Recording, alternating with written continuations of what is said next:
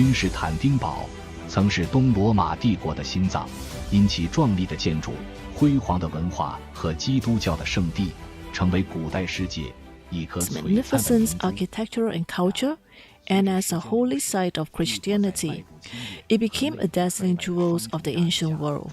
However, as time passed, due to external invasions and internal declines, it gradually fell into decay. By 1453, the last stronghold of the empire, Constantinople, was finally conquered by the Ottoman Empire. A new chapter in history had unfolded. Who defeated the Eastern Roman Empire? It was Mehmed II.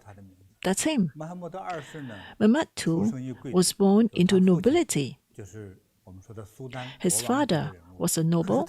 He was of Sultan king status. However, his mother was of servant status. And these two statuses were not quite compatible. But outsiders, they didn't care. The son of a sultan is still a prince. To the ministers or the common people, he was a very noble prince. But within his family, with most members being nobles, his mother's lower status made the boy's position somewhat awkward. He had a mother with an awkward status. Fortunately, he had a wise and intelligent father, a father with the demeanor of a sultan. He didn't care. The boy was provided with the best education. Yes, the finest royal education. From a young age, he was nurtured to learn countless fields of knowledge. Teachers were hired, and the boy learned everything. He had teachers with all kinds of expertise. He could speak 8 languages fluently, and he could express everything in them. Astronomy, geography, military architecture, he knew it all. He even understood physiognomy, fate, astrology. That's how awesome the boy was. I believe that the Sultan did the same for all his children, especially his sons. In that era, when the Ottoman Empire was newly established, it was the best time for conquest. It was around the 1490s, around the turn of the 1500s. It was a period of great global turmoil. This led to the rise of the Ottoman Empire. It marked the end of the original Eastern Roman Empire. It was a significant transitional period. Thus, it was an era of conquest. It's like a group of hunters finally discovered that there were many animals to capture in the mountains. It was a time of relentless hunting. During that time, emperors and kings would train their sons to become the best hunters. They might even become leaders of the hunters. Mehmed II was 4th son in his family. All the sultan's sons were nurtured the same way. However, only one could ascend to the sultan's throne. Mehmed was chosen by his father. When he was 12 years old, his father made a decision that would transform his fate. His father was weary of years of battles, exhausted from physically and mentally from all kinds of issues. A king had to face. Out of his many children, he wanted his successor to experience the difficulty of being a king, and he chose Mehmed II as a successor. The boy's siblings, half-siblings, were angry and envious. They questioned the Sultan's decision. The young boy, Mehmed II, was under immense pressure. He knew nothing about ruling a country. There were also some ministers who had been plotting for the fall of his father. As such, the boy faced internal pressures, as people called him a fool, incompetent, fraud, etc.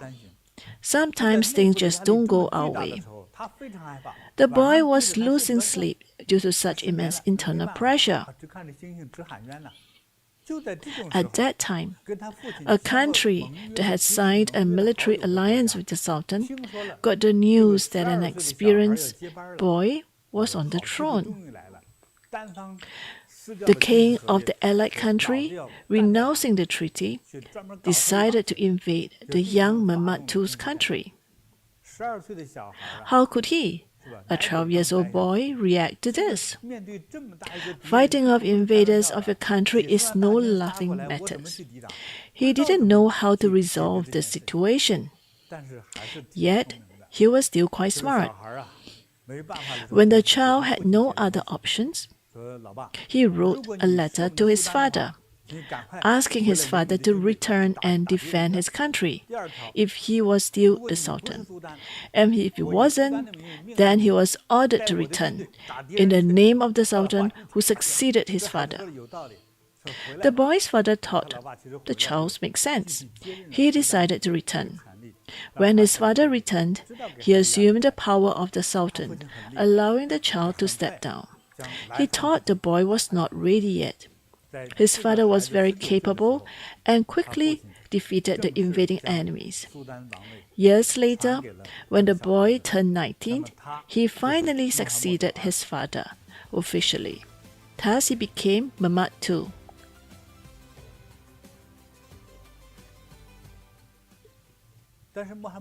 However, he has a melancholic personality. He was not inclined to communicate with others. He stayed in the palace all the time. He actually felt inferior and ashamed of himself due to his mother's humble origins. I bet his cousins, who were of pure noble bloodlines, had teased him and called his names, such as the cleaner son. That might have affected his confidence a little bit. To me, what fate arranged for you in the forms of life's obstacles might actually be beneficial for your growth. The thing is, people shouldn't succumb to their sadness easily, but rather show enough resilience to become stronger. He focused on studying and practicing martial arts. He was well-read and knowledgeable in everything. He was like a super scholar who excelled in everything. The young man was only 19 when he succeeded his father. And becoming the Sultan, he wasted no time on fun and games. He focused on books and discussing state affairs with the ministers. He was poised and extremely calm. However, in his heart, he was determined to take revenge on those who make fun of him because of his background. He wanted to show them his worth. He silently vowed to find an opportunity. More than a year flew by. One day, Mehmed II found out about the city of Constantinople. That's the name of the city we now call Istanbul. The countries near Constantinople had been conquered by his father, but not the city of Constantinople. His ancestors had tried to capture the city, but they failed. It was too difficult. Over thousands of years, the city had been fortified and strengthened non-stop with its extremely strong fortress walls.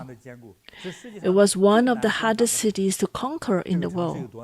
How difficult! Look at the design of its city walls. Outside its outer city walls, there was a moat. The moat was 20 meters wide. Yes, 20 meters. It takes about 25 steps for an average woman to cover 20 meters. Look how long and wide it is. That's no way to get across it. Secondly, it was 10 meters deep. If you couldn't swim, you'd be drowned. Even if you could swim, swimming with a heavy armor would drown you. There might even be traps in the water. So if you fell, you'll be dead. How do you get across the first barrier? Even if you manage to swim to the other side, there is a slippery 2-meter-high wall to climb up. How do you get over it? Even if you're lucky enough to cross using a plank, there's another wall to climb.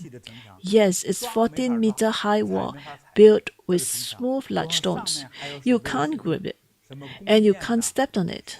Moreover, there were soldiers above, waiting to fire arrows and pour boiling oils on invaders.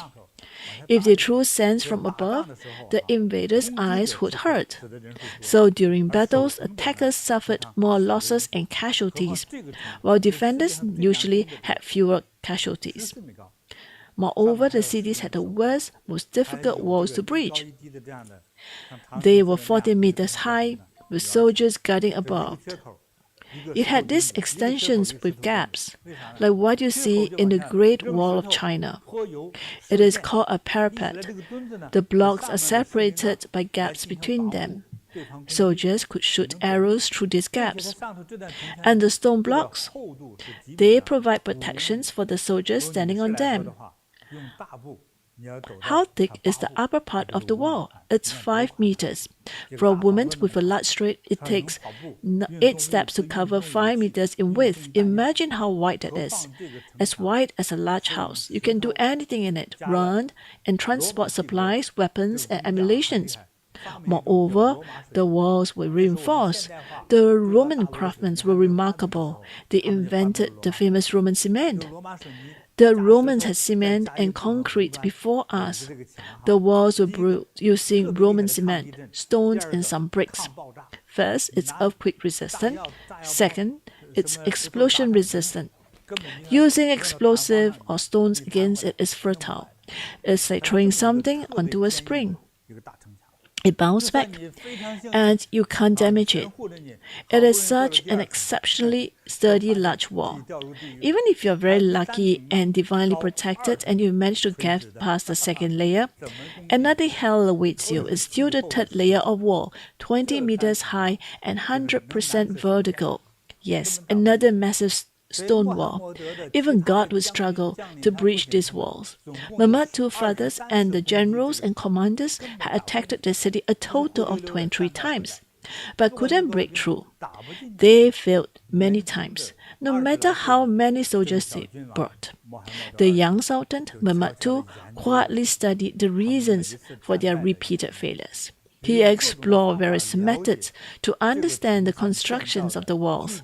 He knew it was truly one of the most difficult cities to conquer. But no matter how difficult, he was determined to conquer it. He made up his mind. In fact, he had no specific method, but he vowed to do it to prove something to those who had humiliated him and his mother. He actually made thorough preparations. At that time, fate was on the young Sultan's side. There was a merchant who manufactured cannons. His name was Oraban. He was an engineer from Hungary at that time.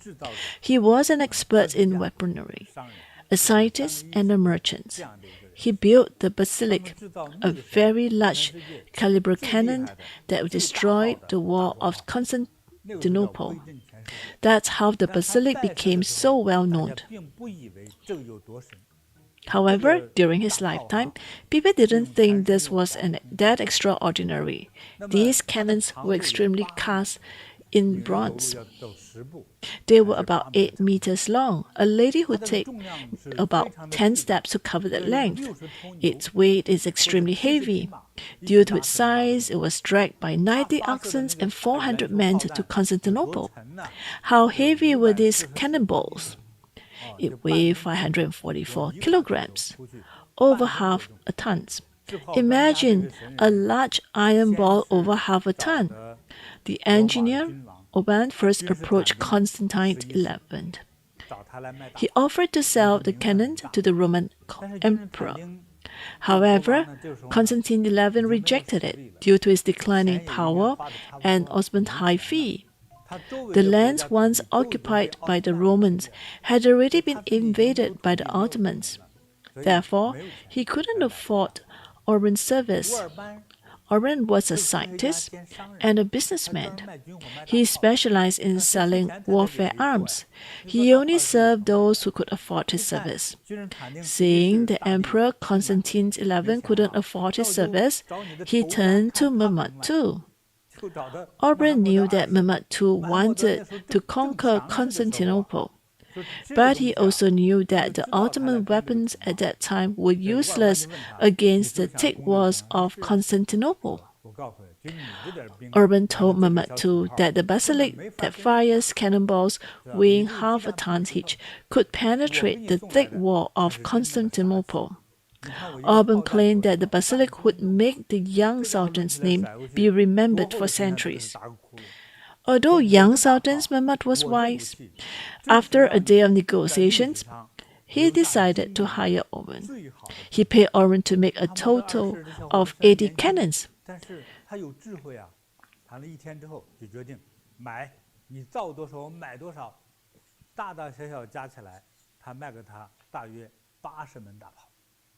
So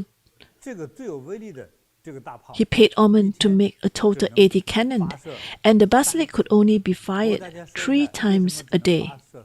Why only 3 times a day? Firstly, let's talk about the material. It was made of bronze. Bronze is different from iron.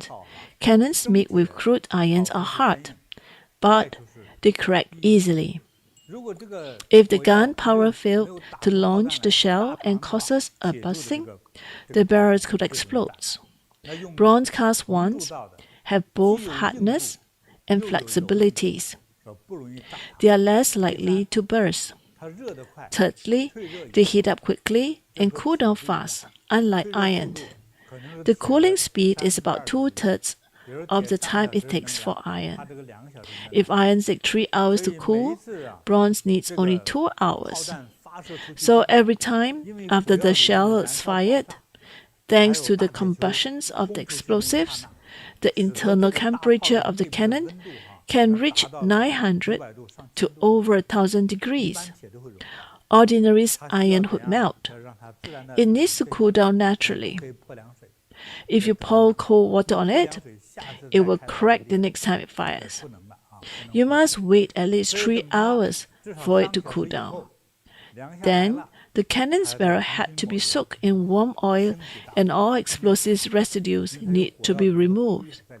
The barrels had to be cooled down before explosives and cannonballs could be loaded again. Due to the weight of the cannonballs, loading took at least an hour. That's why 3 shots a day. That's all. That's enough to keep the artillery crews extremely busy.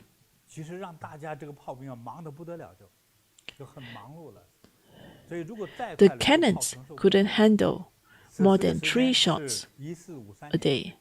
Then, in 1453, Mehmed II ordered the siege.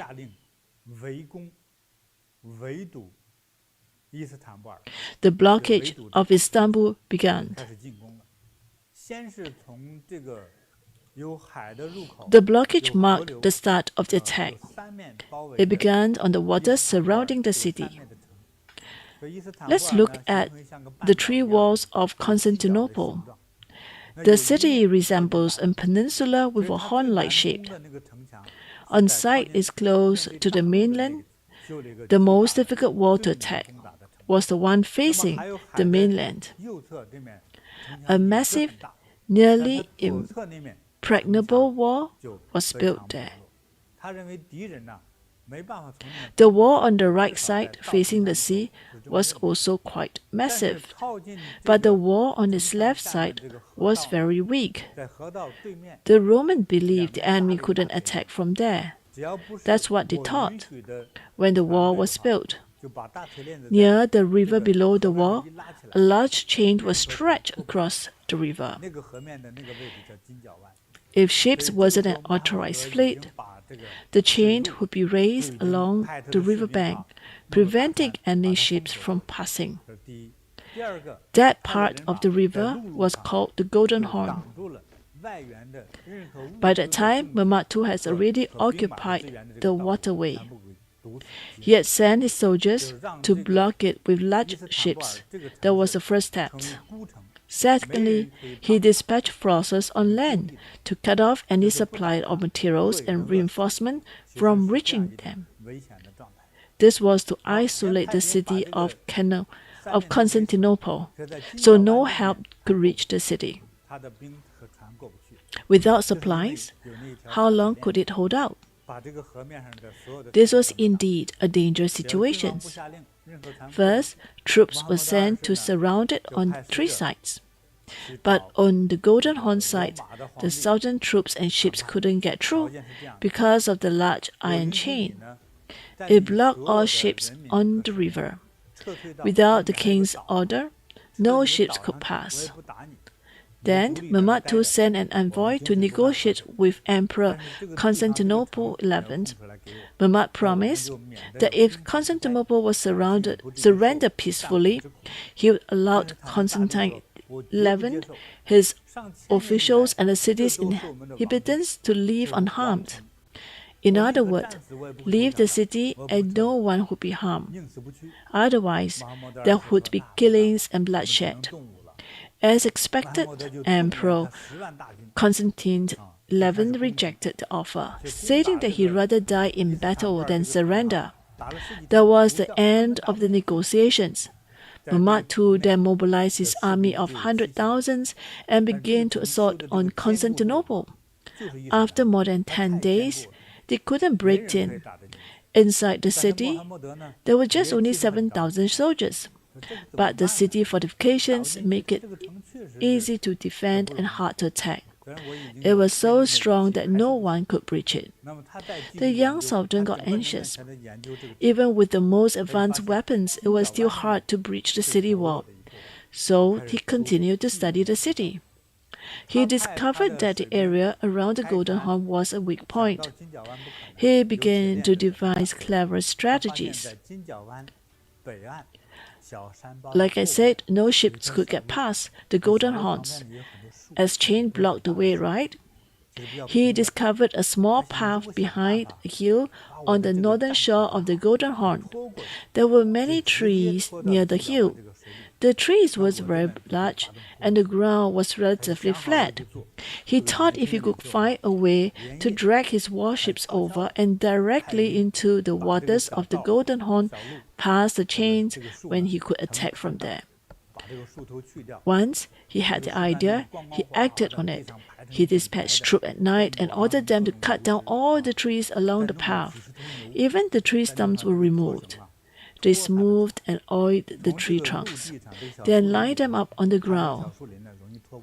They also brought in dozens of oxen and had them drag the ships on the conveyor belts made from the chopped trees. 60 ships were dragged into Golden Horn Bay. This allowed his navy to flank Constantinople from another side. Just as they had planned, due to the wall of Golden Horn Bay being weakened, many soldiers guarding the land walls were deployed to the bay. This left fewer soldiers to guard the other walls. Under continuous bombardment from the basilics, a large breach was finally made in the wall. It could no longer be repaired, and the troops poured in. There's more to the story before this. Before the war began, Emperor Constantine XI felt the need to invoke divine power to protect his country and city. He asked the priests to host statues of the Virgin Mary and walk along the city walls. He hoped to invoke divine power to protect his country and the city. But when they were about to set up, it first started to rain heavily. Then came hail, and then a thick fog covering the sky, obscuring everything. The prayer had to be cancelled. The day before the city was breached, everyone witnessed another scene. Above the Hagia Sophia's Grand Mosque, white lights appeared out of the mosque. When the light was hovering in the sky, it appears as an image of the Virgin Mary, with tears streaming from her eyes. After hovering for a few minutes, the white light disappeared. Most people saw a huge white light slowly ascending into the sky. Those who observed it closely saw the Virgin Mary with tears. Those who didn't see it clearly only saw a white light in the sky. I think there are real records of such events. I think it's quite mysterious. About 2 days before Constantinople was captured, a lunar eclipse appeared at night, and it was a blood moon. For many astrologers from various countries, a blood moon is considered an ominous sign. Mehmed II also saw it.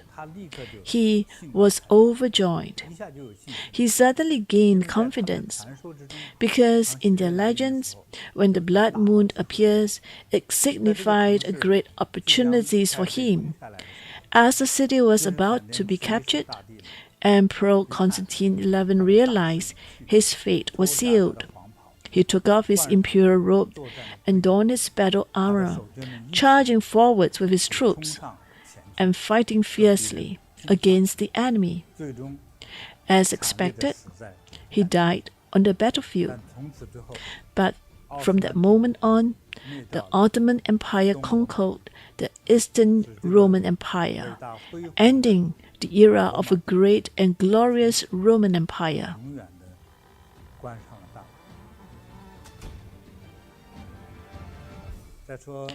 After Mehmed II entered the city, he quickly went to the renowned Hagia Sophia Grand Mosque. It was a fine day. A ray of morning sunlight shone through the stained glass windows into the cathedral. The sense of sacredness, solemnity, the architectural beauty, the awe, the splendor, it all left Mehmed II trembling with admiration. He praised the building and called it a building with a soul. He saw it as a building that connects people with the gods. There, he vowed to protect and preserve it. The building would continue its glory, albeit no longer as a holy site of Christianity. From then on, Hagia Sophia was converted into a mosque, and it remains so to today. Mehmed II also made Constantinople the capital of the Ottoman Empire. I think this was a very wise decision, because this city, at that time, about 500 years ago, had already become one of the world's most advanced and developed cities. These cities not only had the sacred Hagia Sophia Grand Mosque, but also 70 to 80 underground cisterns for drinking water. They effectively collected rainwater and automatically channeled it into the cisterns. The cisterns were decorated with beautiful marble. To see them, you have to go underground. They still exist today.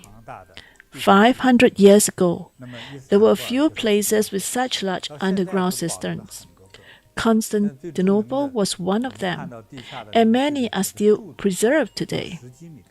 Let's talk about the pillars of the famous Basilica cistern. They are over 10 meters high and several tens of meters in length and width. Just one underground cistern can provide water for 10,000 people for half a year. It's incredibly massive. By seizing Constantinople, Mehmed II had access to the well-thought-out infrastructure, defense, water supply built by the previous Roman rulers. Thus, he moved the capital of the Ottoman Empire to Constantinople, which is now Istanbul. In the history of human development, the Roman Empire fulfilled its great missions. According to my conclusion, It was a great and glorious human empire. In the past of humanity, it was a model, and in the future, it would serve as a role model for many countries. Its planning and its laws are studied and emulated by many developed countries today. The way it exercised democracy and equality for all, although in ancient times was very advanced. The Roman rulers effectively blended reasonable and legitimate means such as culture, religion, and rewards to rule. These are things we humans should learn. Then came the Ottoman Empire. The people had new energy, beliefs, and pursuits.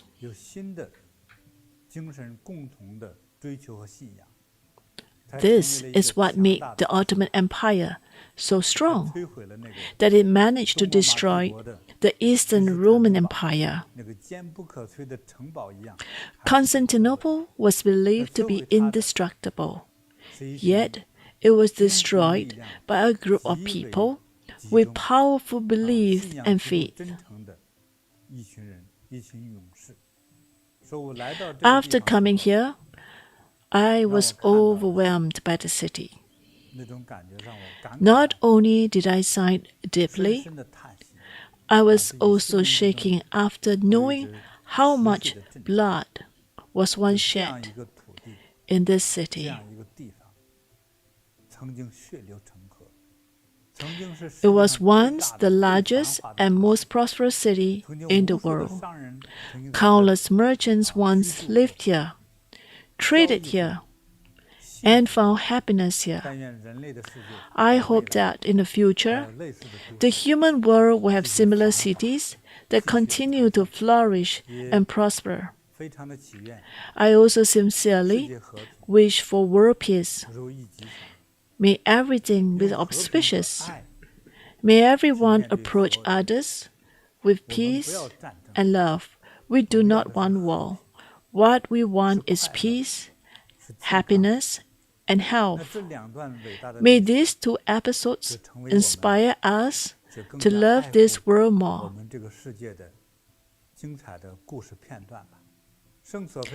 Inside the Hagia Sophia, there are many advanced architectural and scientific insights. I would like to share them with you.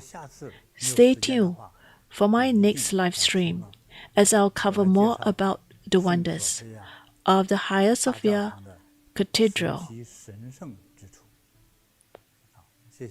Thank you.